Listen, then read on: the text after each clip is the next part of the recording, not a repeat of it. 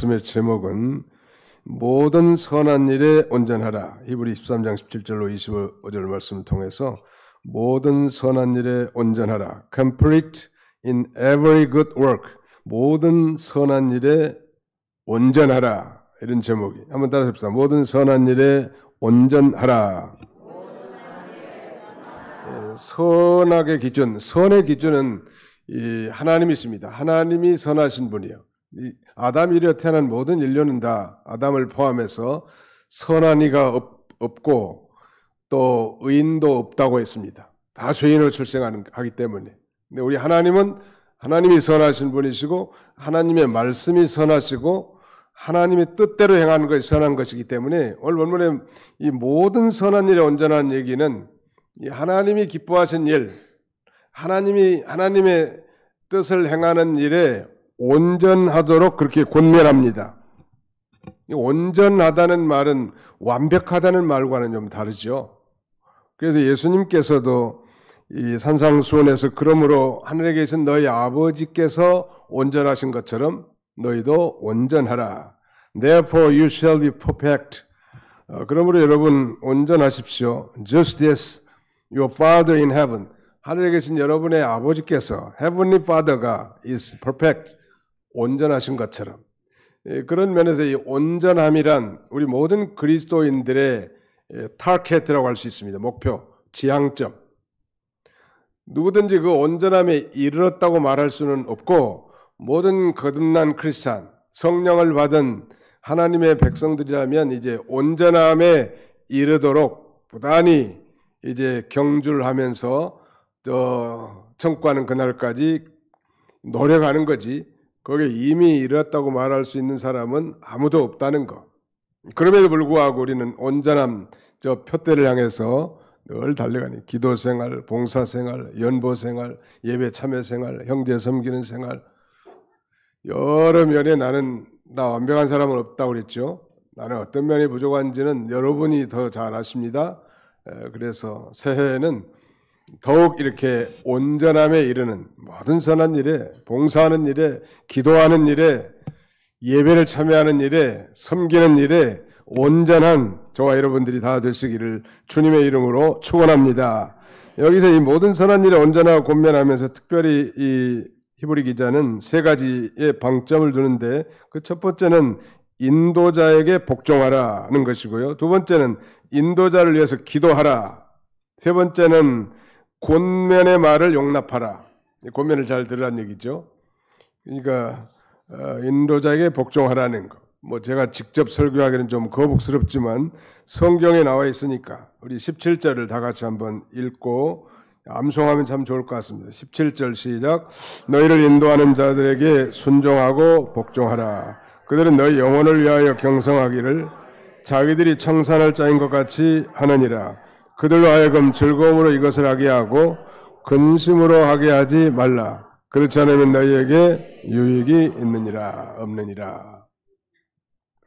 이 말씀의 그 뉘앙스는 아마 이 유대교에서 기독교로 개종한 소위 메시아닉 주들에게 많은 환난과 고난이 있지만 이 배교에 넘어가지 말고 또 여러분들을 인도하는 그 인도자들에게 불순종하지 말고 마음 아프게 하지 말고 잘 인도하라고 하는 그런 의도가 내포되어 있고 뭐 그들 가운데는 아마 인도자의 마음을 섭섭하게 한 사람들도 있었을 수도 있겠죠. 그런 뉘앙스를 우리가 본문을 통해서 찾아볼 수 있습니다.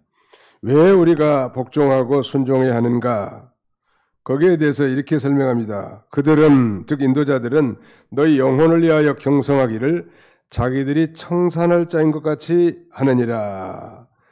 이 지도자들이 그리스도의 공동체들에게 존경을 받고 복종을 받는 근거가 바로 이거예요. 저희는 너희 영혼을 위하여 경성하기를 자기가 회개할 자인 것 같이 하느니라 그랬죠. 그것은 하나님께서 지도자들에게 부여하신 이 권위와 책임이라고 할 수 있는데 저희는 너희 영혼을 위하여 경성하기를 자기가 회개할 자인 것 같지 않으니라. 아무리 미련한 처녀라도 시집가면 애에게 젖줄도 시집가서 아이를 낳으면 아이에게 젖줄도 알고 또 기저귀도 갈라줄 줄 알죠. 뭐 공부 안 했어도 본능적 부모의 심리가 생긴 것처럼 저도 이 목회자를 해보니까 뭐 부족한 사람이지만 본능적으로 성도들이 잘 되면 내가 기쁘고 성도들이 그렇지 못하면 내가 안타까운 마음이 들고 괴로워요. 근데 성도들이 정말 믿음을 쓰고 정말 신앙생활 잘한 거 보면 정말 하나님 앞에 감사가 저절로 나오는 반면에 그 반대의 경우는 참 힘들어요. 좀 더 잘했으면 얼마나 좋겠는가. 그런 마음이 들고 또 뭐 총회를 맡은 총회장으로서도 어떤 교회가 분쟁이 생기다든지 어려움에 직면했을 때는 또 부모의 마음이 저절로 생겨가지고 정말 저 교회가 화목하고 성장하는 아름다운 교회가 되기를 원하는 마음이 저절로 나와. 기도도 누가 시켜서가 아니라. 그래서 우리가 모든 지도자들에게 복종하고 그 다음에는 순종할 말하면 이유가 되는 거죠. 하나님이 주신 그 권위와 책임이 있기 때문에 그것 때문에 뭐 그 사람이 똑똑하고 훌륭하고 뛰어나서가 아니고 다만 하나님이 세워서 그 역할을 감당하게 했으니까 그 역할을 잘 감당할 수 있도록 우리 자신 한 사람 한 사람부터 이렇게 본을 보일 필요가 있을 것입니다. 모든 인도자들은 그리스도인들, 즉 성도들의 영혼, 즉 그들의 영적 생활과 복리를 위해서 날마다 깨어 돌보는 자들이 경성함이란 말은 말하자면 오늘날로 말하면은 깨어 있음 그런 정도로 해석할 수 있을 것 같아요. 경성하기를 양떼들을 돌보기 위해서 밤을 지새우는 이 목자장의 상을 소위 은유적으로 표현한 것입니다. 경성하는 것. 성도들이 정말 고통당하고 힘들어할 때 목회자가 잠을 못 이루는 일, 또 하나님의 일을 위해서 정말 하나님의 뜻대로 하는 근심들이 좀 많은데 그런 일들 많단 말이에요. 물론 뭐 거짓 선지자, 이단자들을 그렇게 순종하고 복종하라는 얘기가 아니에요. 적어도 하나님의 종이 하나님의 말씀대로 살고 하나님 말씀대로 가르치고 하나님의 말씀대로 인도할 때 적어도 우리는 그 인도를 잘 받는 것이 복이, 인도함을 받는 자 복이 있단 말. 자기를 인도해 준 사람이 없다. 이건 참 불행한 일이죠. 두 번째는 인도자를 위해서 기도하라는 거예요. 이 18절 한번 보실까요? 18절. 우리를 위하여 기도하라. Pray for us. 우리를 위해서 기도해 주십시오. 아마 히브리 기자도 많은 보수주의 신학자들은 바울의 작품이 아닌가 이렇게 보수적으로 해석하는 분들이 계시죠. 그 반대의 경우도 있지만 보편적으로 우리도 그렇게 믿고 가르칩니다. 왜냐하면 그 문체라든지 여러 가지 특징들을 보면 바울이 아니면 누가 기록했으랴 할 만큼 바울 서신과 유사점이 아주 많기 때문이죠. 인도자를 위해서 기도하라는 면도 마찬가지예요. 바울은 이 옥중 서신뿐만 아니라 거의 모든 서신에 그렇게 자신을 위해서 기도해달라고 요청한과 동시에 또 문안 인사 가운데서는 그리스도 예수 안에서 하나님의 은혜와 평강을 기원해주는 내용이 점철되어져 있습니다. 우리를 위해서 기도하라. 대사도인 바울이 정말 연약한 신자들을 향하여 그 기도의 동량을 외친다는 것은 기도야말로 얼마나 중요하다는 걸 다시 한번 기억할 수 있고요. 그 다음에 우리 목사님들 뿐만 아니라 우리 부목사님들이나 부교육자들을 위해서도 돕는 최고의 방법은, 주의 종들을 돕는 최고의 방법은 기도입니다. 시작. 주의 종을 돕는 최고의 길은 방법은 기도입니다. 한번 더 합시다. 주님의 종들을 돕는 최고의 방법은 기도하는 것입니다. 최고 도와주는 게 기도하는. 목사님들도 다 인간 아니요? 연약한 점으로 다 둘러싸여 있고, 그래서 성도들이 간절한 기도에 힘을 입어서 설교도 하고 기도도 하고 말씀 연구도 하고 신방도 하고 하나님의 일을 감당하는데 놀라운 사실은 그렇게 할 때 일들이 잘 되더라는 거예요. 우리 교단의 어떤 장로님이 경영하는 병원에 이번에 독감 주사하고 또 뭐 무슨 주사죠? 그게 폐렴 말고 또 대상포진. 이것도 목사님 부부가 신청해놨다고 그래. 그래서 가서 집사람하고 둘이 독감 주사도 맞고 그다음에 또 뭐 잊어버리네 금방. 대상포진 주사. 네. 나는 듣도 보도 못하는 거야. 아무튼 대상포진. 근데 그 장로님이 돈도 안 받아. 목사님들이라고. 그냥 공짜에. 그 대상포진은 비싸다고 하더라고. 폐렴 주사도. 네? 아무튼 비싸다고 그래. 그래서 장로님 저를 위해서 기도해 주세요. 그랬더니 목사님 매일 새벽마다 목사님을 위해서 기도하고 있습니다. 그러더라고요. 매일 새벽. 참 감동을 받았고요. 그러더니 자기 간호사들 다 불러가지고 목사님 여기까지 오셨으니 축복 기도 한번 해주고 가시라고 그래서 간절히 기도하고 나온 적이 있습니다. 아하, 이런 그 보이지 않는 곳에서 이렇게 하나님의 종들을 위해서 기도해주는 분들이 계시기 때문에 이 총의 어려운 일들이 잘 수월하게 넘어가고 하나님 은혜 가운데 이게 해결되고 있구나. 그걸 확실히 느낄 수 있었습니다. 우리 교인들은 뭐 저를 위해서 말씀 안 해도 다 기도해 주신 줄로 확신하기 때문에 뭐 칭찬할 필요는 없겠지만 아무튼 이 주님의 종들을 돕는 최고의 방법, 최고의 길은 그들을 위해서 기도해 주는 거예요. 하나님의 일이 잘 되도록 교회 유익을 위하여 아니 하나님의 영광을 위해서 우리가 기도해 주는. 그렇지 않으면 17절 하반절에 보니까 너에게 유익이 없느니라. 분명히 그랬죠. 그들로 하여금 즐거움으로 이것을 하게 하고 근심으로 하게 하지 말라. 그렇지 않으면 너에게 유익이 없느니라. 기도해 주는 것도 마찬가지. 거기 20절에 한번 보실까요? 양들의 큰 목자이신 우리 주 예수를 영원한 언약의 피로 죽은 자 가운데서 이끌어내신 평강의 하나님이 모든 선한 일에 너희를 온전하게 하사 자기 뜻을 행하게 하시고 그 앞에 즐거운 것을 예수 그리스도로 말미암아 우리 가운데서 이루시기를 원하노라. 영광이 그에게 세세 무궁토록 있을지어다. 아멘. 모든 선한 일에 너희를 온전하게 하사 자기 뜻을 행하게 하시고 그랬습니다. 하나님께서는 우리를 온전하게 만들 수 있는 능력이 있습니다. 하나님은 이 구원받은 하나님의 자녀들, 택한 백성들 한 사람 한 사람 결코 포기하지 않으세요.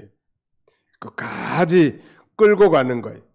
여러분 저 도로가에서 차가 고장나면 무슨 차가 와서 끌고 가요? 견인차. 나는 그 견인차를 유심히 들여다보는데 그 견인차 뒤에는 꼭 십자가 같은 게 이런 게 있더라고요. 그래서 어떤 녀석이 이렇게 설계했을까? 참 믿음도 좋은 분인가 보다. 혼자 이렇게 자해석을 하는데 묘하게 그 견인차에 보면 뒤에 십자가 같이 이렇게 돼 있단 말이에요. 다른 방법도 얼마든지 한 줄 있을 텐데 아마 예수정이가 설계하지 않았는가? 저 혼자 그렇게 생각해요. 예. 우리가 십자가를 통해서 다 견인받은 인생들 아니요? 또 하나님께서 저 천국까지 우리를 견인해 가셔. 우리 날로 놔두면 이게 사람이 되겠냐는 거예요. 우리는 본성적으로 죄악된 이 본성, 말하자면 죄 있는 본성을 가지고 있기 때문에 그 본성에 따라 행동하기를 잘하는 인생들이에요. 그냥 그대로 내버리면 사람 되겠어요? 안 되겠지. 그러니까 하나님이 때로는 이 사람 막대기와 인생 채찍을 통하여 우리를 경책하시고 그 다음에는 징계하셔서 하나님을 바라보게 하시고 하나님을 따라가게 만들어주신 하나님. 그래서 참 형편없는 그런 존재지만 하나님께서 여러 가지 모든 걸 합동해서 선을 이루게 하시면서 온전한 자리로 점점점 이끌어가요.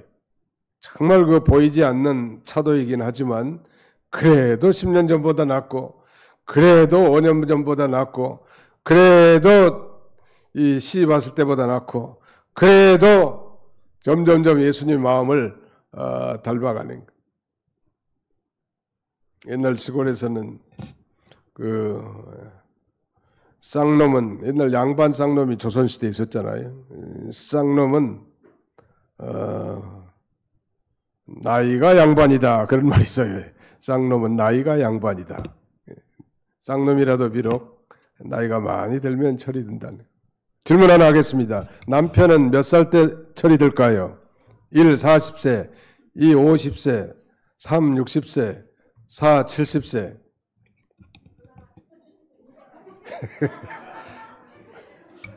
예, 예. 철이 안 들어요?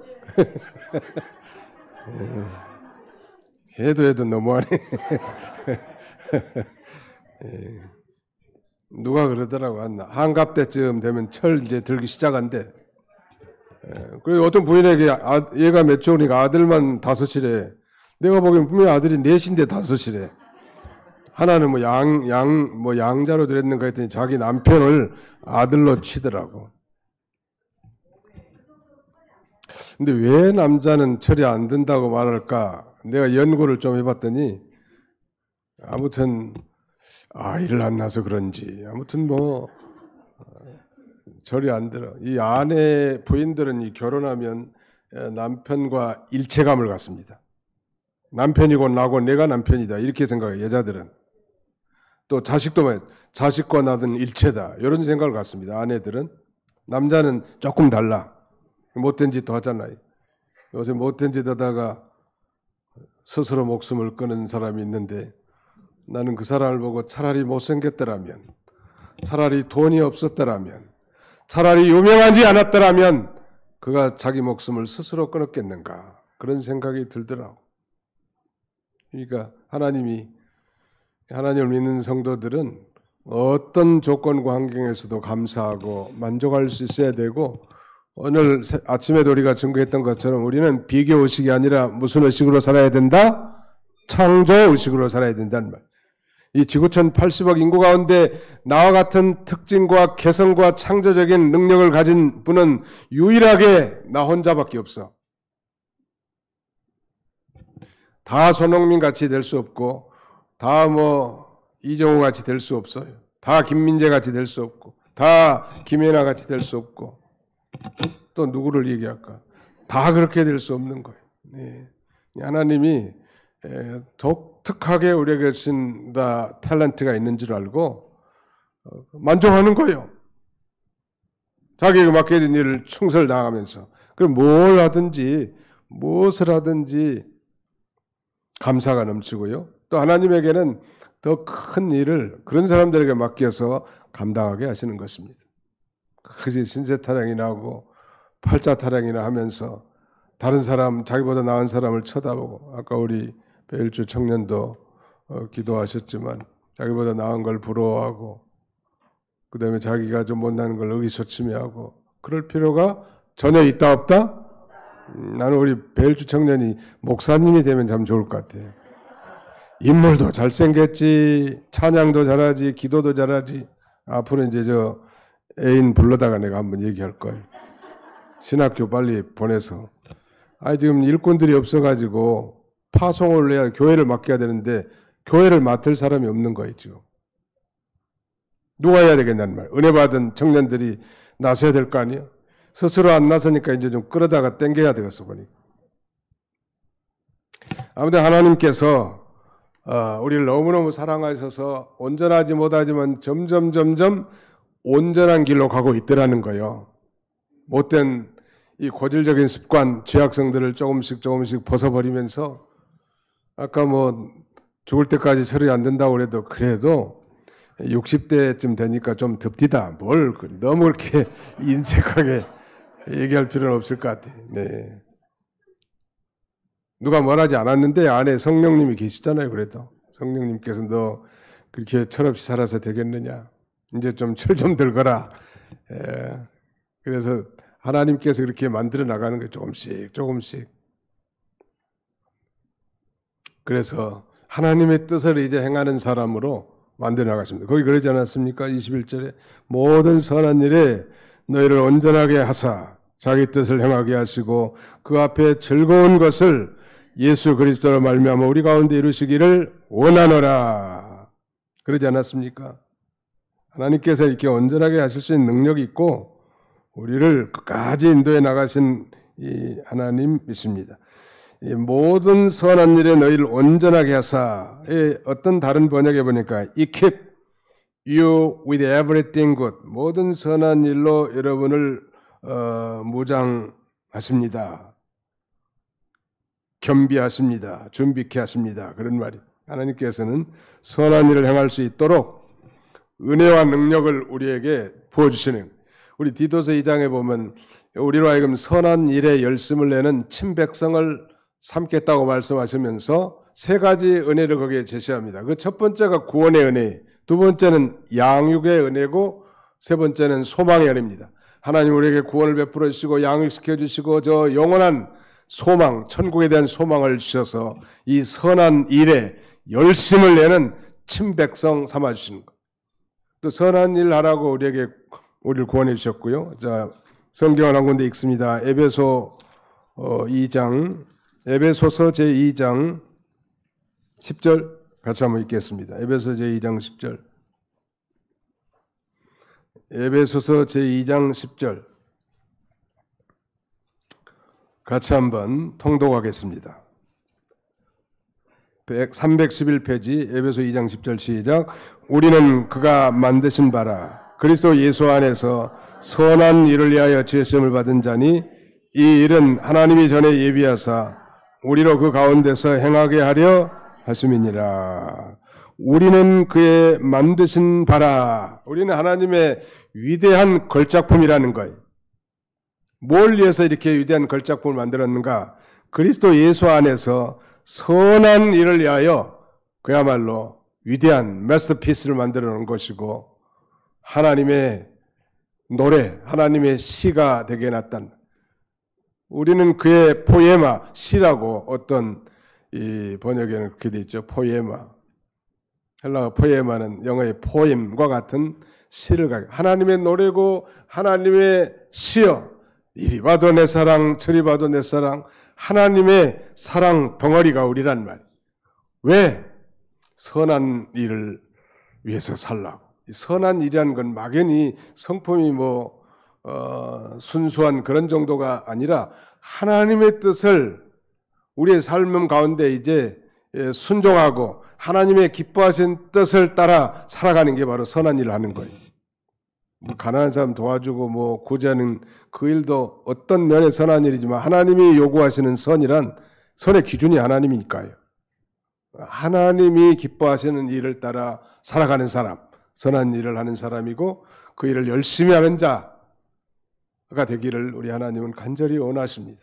금년에 우리가 혹시 열심히 못했어도 또 하나님이 기회를 주실 것 같아요. 내년 2024년 선한 일에 열심을 하는 저와 여러분들이 다 되시기를 주님의 이름으로 축원합니다. 마지막 하나는 권면의 말을 용납하라. 이게 인도자가 권면할 때 잘 듣는 사람이 복 있는 사람. 목사님은 그렇지만 제 생각은 아닙니다. 물론 자기 생각이 틀렸다는 건 아니지만 목사님이 무슨 그 악한 뜻, 하나님의 뜻에 반한 것을 권면하면 들어서는 안 되겠죠, 당연히. 그러나 보통 하나님의 뜻에 근거한 권면을 잘 듣는 사람이 복이 있어요. 제가 보니까 그러더라고. 오랜 이 주의 종의 생활과 신앙생활을 통해서 제가 아무것도 아니죠. 똑같은 사람이죠. 다만 직분을 가진 자인데도 불구하고 제가 무슨 권면할 때 잘 순종하는 사람들 보면 존경스럽고 참 하나님 앞에 뿌듯하고 감사가 돼. 근데 무슨 말을 해도 자기 생각만 앞세우면서 권면을 받지 않는 이런 분들 보면 조금 안타깝다 그런 생각이 들어요. 이 권면의 권자는 권할 권자고요. 면자는 힘쓸 면자입니다. 이 권면의 데피니션은 알아듣도록 권하고 격려하여 힘쓰게 한다. 알아듣도록 권하고 격려하여 힘쓰게 하는 것, 그것이 바로 권면이에요. 그래서 영어 성경은 이 권면이라는 단어를 encouragement라는 단어를 쓴다고 했죠. encouragement. en 플러스 courage 플러스 ment. en은 이 동사형 강세 접두사예요. ment는 명사형 전미사예요. 가운데 이 courage라는 용기요. 그 용기를 북돋아주는 것, 그것이 곧 권면이에요. 다른 사람을 낙심하게 하는 것, 용기를 떨어지게 만드는 것, discouragement. 이건 그 낙담케 하는 거 아니겠습니까? 하나님의 교회에서는 하나님의 백성들에게 절대 낙담시키는 말을 하지 말라는 거. 아멘. 예, 항상 격려해 주란 말, 항상 격려. 모든 사람을 다 마찬가지. 그리고 안 좋은 얘기는 웬만하면 좀 안 하는 게 좋을 것 같아. 좋은 얘기, 어떤 상대에 대해서 얘기하면서도 요게 저 사람 칭찬하는 건 좋지만 비난하는 거 하지 말고 어떻게든지 격려해 주란 말. 격려의 말, 위로의 말, 감사의 말, 세워주는 말. 그런 말은 성령의 역사로 말미암은 언어 생활이고 우리 그리스도인들의 언어 생활 가운데 아무튼 권면의 말을 잘 용납하라고 이렇게 말하고 인도하는 자와 모든 성도들에게도 항상 문하라란 말. 이 목사님이 전화를 다 돌리려면 200통 이상을 다 돌려야 될 거 아니에요? 그러나 여러분들이 또 구역장님이나 여러분들이 전화를 해주면 훨씬 더 가벼워질 수 있고 또 허심탄회하게 대화도 할 수 있고 그러니까 새해에는 카톡, 문자, 메일 이런 걸 많이 사용하셔서 좋은 말씀들을 서로 나누고 격려해야 합니다. 자기도 부끄럽지 않잖아요. 자기도 부끄럽잖아요. 그 하나님이 기뻐하지 않는 말을 한다든지 다른 사람 비난한다든지 그러면 하고 나면 참 썰렁하잖아요. 속이 허해져가지고 아이고 내가 괜히 안 할 말 했네. 이 말은 꼭 안 할 건데. 어떤 사람은 안 할 말을 했대요. 돌아가는 길에 아이고 이놈의 혓바닥을 잡아 빼버리고 싶다고 그런 말씀도 하고 내가 이 다음부터는 그런 말이 하고 싶을 충동이 일어나면 이를 꼭 깨물어 가지고 안 하겠다고 그러시더라고. 우리도 그런 자세가 좀 필요합니다. 오토바이 달려가지고 통통통통 하면서 없는 말 있는 말 다 쏟아내면 허기져 나중에 있지. 허기진다고. 자기도 별로 이 은혜가 속에 남아있지 않단 말이에요. 아무튼 모든 성도들에게 그리스도 안에서 아름다운 이 문안하는 건 하나님이 대단히 기뻐할 일이에요. 그리고 마지막 절에 보면은 은혜가 너희 모든 사람에게 있을지어다. 한번 따라합시다. 은혜가 너희 모든 사람에게 있을지어다. 은혜 아니면 나 서지 못하리. 너무 유명한 CCM 있죠. 우리 교회도 은혜란 이름이 참 많아요. 김은혜, 박은혜, 장은혜. 또 누구요? 전에 한은혜도 있었는데 다른데 우리 교회는 다른 교회 영인 동부교회에서 지금 열심히 피아노 치고 있고. 김은혜 했죠. 이은혜 이름은 어디서 좀 안 좋은 이름 들은 것 같은데 아무튼 은혜라는 건 너무 좋은 거죠. 받을 자격이 전혀 없는 인생들에게 하나님께서 무조건적으로 베푸시는 호의, 페이버란 말. 은혜를 받은 자여 평안할지어다.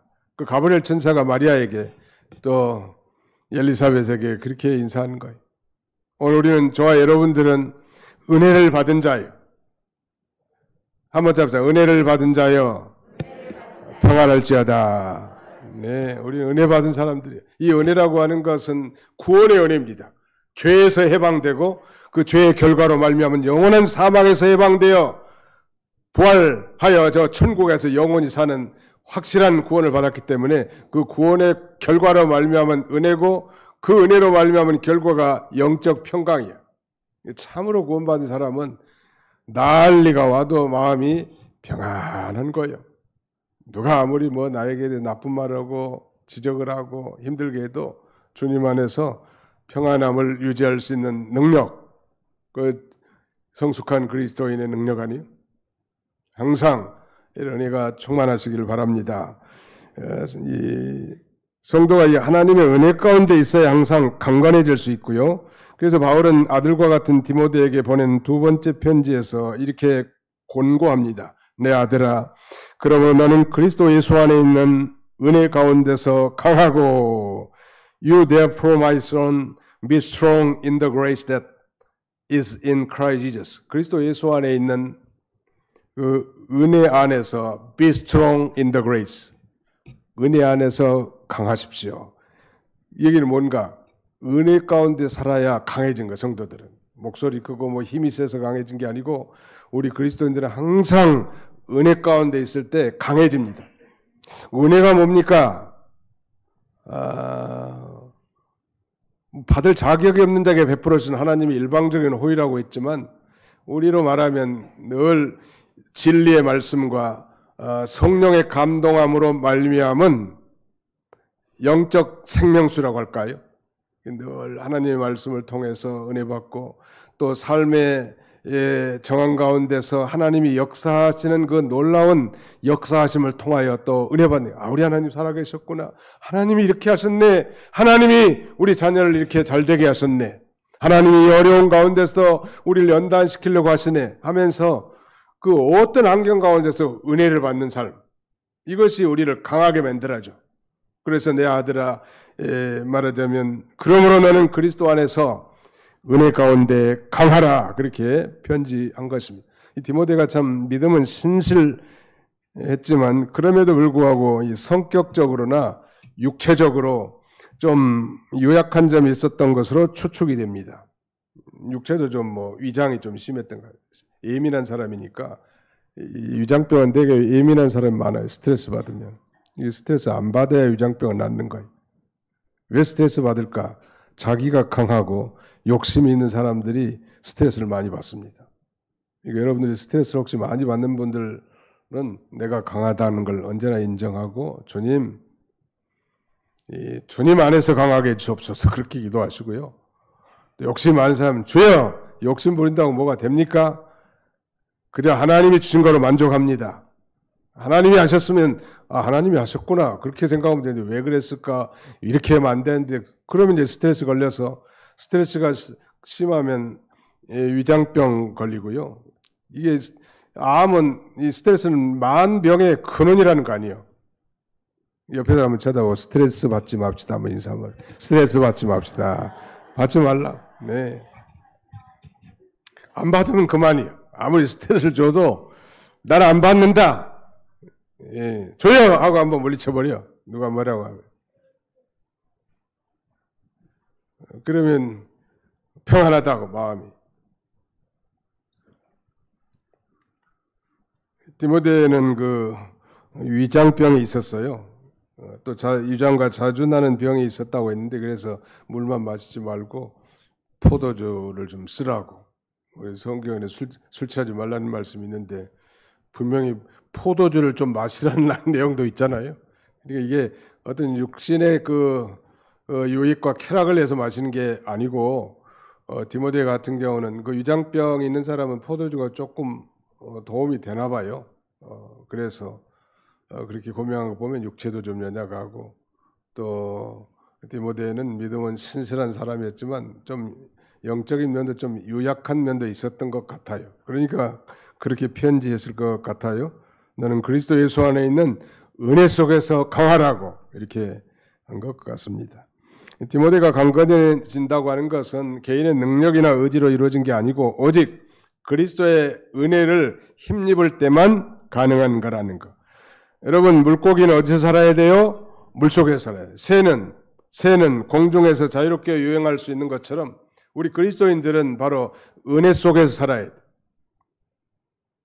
그러니까 항상 은혜 가운데 머물 수 있도록 은혜의 3대 수단이 있습니다. 우리 개혁주의 교회의 은혜의 3대 수단. 첫 번째는 하나님의 말씀, 두 번째는 기도, 세 번째는 성례전, 세례와 성찬. 다음 주일은 신년 감사 예배가 있기 때문에 성찬회식이 있는데 그것도 형식적으로 참여하면 은혜가 안 돼. 기도 많이 하고 예수님의 살과 피에 참여할 때 그게 은혜의 수단입니다. 개혁주의, 캘비니즘하에서 3대 은혜의 수단은 첫째가 하나님의 말씀이고, 두 번째가 기도고, 세 번째는 성례전, 세례와 성찬인데, 세례와 성찬을 가시적 설교라고 말한다면 우리 기독교에서 은혜 받는 수단은 두 가지로 요약할 수 있는데, 하나는 말씀이고 다른 하나는 기도예요. 그러니까 성경도 안 읽고 기도를 안 한다면 은혜 생활 할 수 있다 없다? 없다고 결론이 나오잖아요. 그래서 늘 성경을 읽기를 권하고 또 듣고 또 그 말씀을 붙들고 기도하는 것이 너무너무 중요한 겁니다. 우리 성경 독경 카드 내신 분들이 재작년보다 더 적은 것 같아요. 다시 한번 이제 일독을 결심하고 오늘 저녁에는 그 순서지 속에다가 성경 입기표 예쁜 걸 지금 사다 놨어요. 200장을. 다 한 장씩 나눠드리려고. 그래서 내년에는 좀 책 선물을 좀 많이 받아가는 그런 송구영신 예배가 되면 좋을 것 같습니다. 은혜가 우리 모든 도봉교회 성도들 심령에 가득하시기를 주님의 이름으로 축원합니다. 기도합시다. 하나님의 은혜를 감사합니다. 2023년 마지막 제주, 마지막 오후 예배 가운데 우리를 초청해 주시고 특별히 우리 청년부의 주관에 따라 함께 예배하게 하신 것을 진심으로 감사합니다. 우리 청년들이 정말 은혜 속에서 강하여 좋은 신앙의 일꾼들이 많이 일어나 이 죄 많은 시대에 폐역한 시대, 이제 이 세상에 불심판받고 우리 주님의 재림이 임박한 이런 시대에 참으로 하나님이 기뻐 쓰임받는 훌륭한 일꾼들이 많이 일어나도록 하나님 도와주시고 이 일을 위하여 저들의 앞길을 축복하셔서 모든 부족한 것에 아버지 하나님께서 채워주셔서 넘치는 것으로 하나님을 섬길 수 있도록 인도하여 주시옵소서. 자비로우신 아버지 하나님께서 우리를 인도하는 자를 위해서 늘 인도를 잘 받고 또 늘 기도해 주는 성숙한 우리 성도들이 다 되게 해주시고 은혜 속에서 항상 강한 성도들이 다 되어 이 세상을 발로 밟고 넉넉하게 승리하며 나아갈 수 있도록 우리 하나님이 축복해 주시옵소서. 예수님의 이름으로 기도하옵나이다.